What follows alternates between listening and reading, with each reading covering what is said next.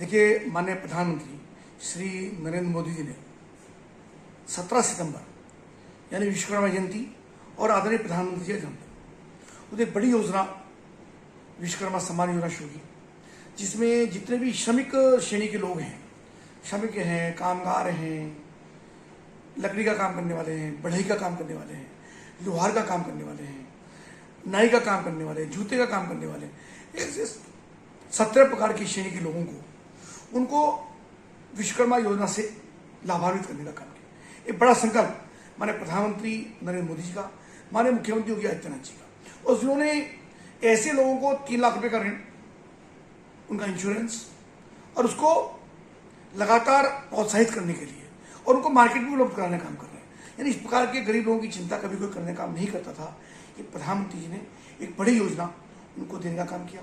जो लोग 3 लाख का ऋण वापस करेंगे उनको दोबारा ऋण दिया जाएगा और लगातार उनका प्रोत्साहन होता रहे। इस प्रकार की योजना ये हमारे प्रधानमंत्री की शुरू की गई है। उसके साथ साथ ये पखवाड़ा आयुष्मान भाव, यानी 17 सितंबर से लेकर के महात्मा गांधी की जयंती तक 2 अक्टूबर तक आयुष्मान भाव, इसमें निर्धन लोगों के आयुष्मान कार्ड बनेंगे, स्वास्थ्य शिविर लगाए जाएंगे, ब्लड डोनेशन कैंप होगा, उनका चेकअप होगा और हर प्रकार की सुविधा जो हमारे PSCs हैं, CSCs हैं, उन पर जाएंगे, हर प्रकार का उनका चेकअप भी होगा, स्वास्थ्य शिविर भी लगेंगे, स्वच्छता अभियान उसके अंदर चलेगा।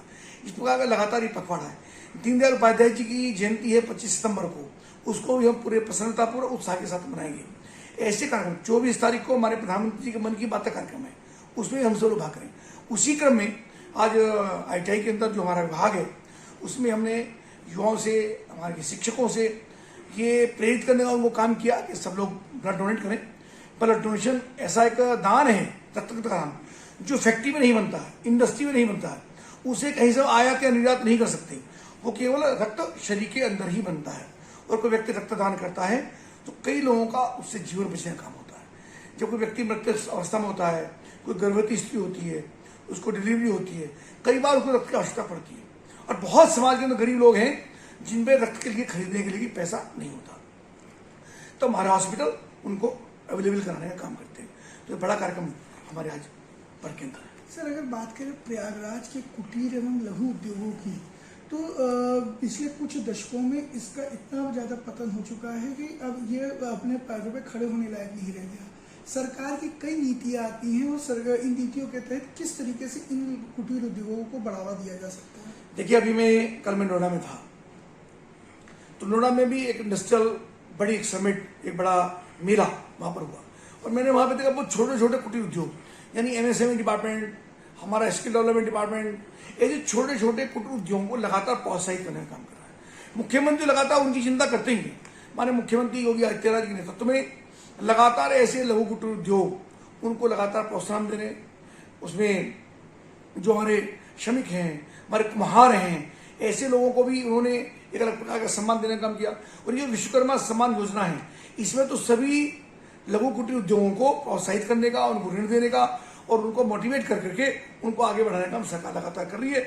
ऐसे सब लोगों के लिए सरकार एक संरक्षक के रूप में, एक नेतृत्व के रूप में लगातार काम कर रही है, ताकि किसी प्रकार की सुविधा ना हो, असुविधा ना हो, उनको दिक्कत ना हो और उनको साथ साथ हम उनको मार्केट में अवेलेबल कराएं। ये बड़ी बात पहली बार हमारे मुख्यमंत्री के नेतृत्व में हुई है कि उनको मार्केट में अवेलेबल कराएं। जो हमारे सेल्फ हेल्प ग्रुप हैं, स्वयंसेवी संस्थाएं, उनके माध्यम से भी उनको मोटिवेट करते हैं, वे अपने अपने घरों में एक छोटा व्यवसाय करके, एक छोटा व्यापार करके और उनको भी लगातार प्रमोट करने का काम करते हैं। सर, बात करें अगर हम इसके महिला बिल की, जो आज पास हुआ है और जिसको लेके पूरे देश में एक चर्चा का विषय है और विपक्ष कहीं ना कहीं अपनी रोटी सेकने में भी लगा हुआ है, और यहाँ तक कि कांग्रेस एवं समाजवादी पार्टी ने इस बिल को अपने ही फेवर में बात करने की कही है। सर, इसमें क्या कहेंगे? क्या लगता है कि सर ये राजनीति? देखिए, महिलाओं को सम्मान देने की बात हो, चाहे महिला आरक्षण बिल हो, कांग्रेस लंबे समय से इसकी बात करती रही।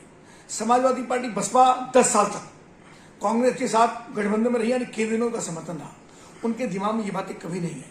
वे कल नौटंकी करते रहे, लोगों को प्रोत्साहित करते रहे, उनको लालच देते रहे, लेकिन हिम्मत उनकी कभी हुई नहीं कि ये महिला आरक्षण बिल ला सके। ये आदमी प्रधानमंत्री नरेंद्र मोदी जी का ही एक जीवंत एक व्यक्तित्व, उनका विचार और महिलाओं के लिए, बहनों के लिए, बेटियों के लिए उनका ये सम्मान जो लाए उन्होंने अपना मंतव्य व्यक्त किया, लाए।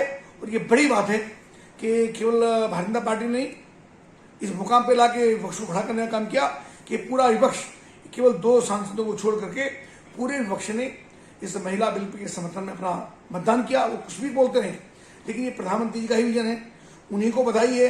देश की आधी आबादी जो इस बिल के लिए इंतजार कर रही लंबे समय से, देश की आज़ादी से लेकर अभी तक, उस काम को करने का माननीय प्रधानमंत्री नरेंद्र मोदी ने किया।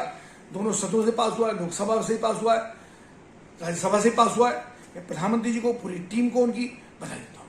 सर 2024 का इलेक्शन सर पर है और यूपी में भारतीय जनता पार्टी की परिस्थितियां कैसी रहेंगी? बहुत अच्छी स्थिति में आप देखिए, पूरे प्रदेश में नरेंद्र मोदी के नेतृत्व में, योगी आदित्यनाथ के नेतृत्व में लगातार प्रदेश में तो विकास और उन्मुख प्रदेश है, प्रगति हो रही है। हर क्षेत्र में महिलाओं का सम्मान हो, व्यवसायी हों, उद्योगपति हों, मजदूर हों, श्रमिक हों, बालिकाएं हों, कॉलेज में जाने वाले छात्र हैं, और सबसे बड़ी बात है सुरक्षा का माहौल। और उससे महत्वपूर्ण बात यह है कि प्रधानमंत्री जी के प्रति, मुख्यमंत्री के प्रति प्रदेश की जनता में विश्वास कायम हुआ है।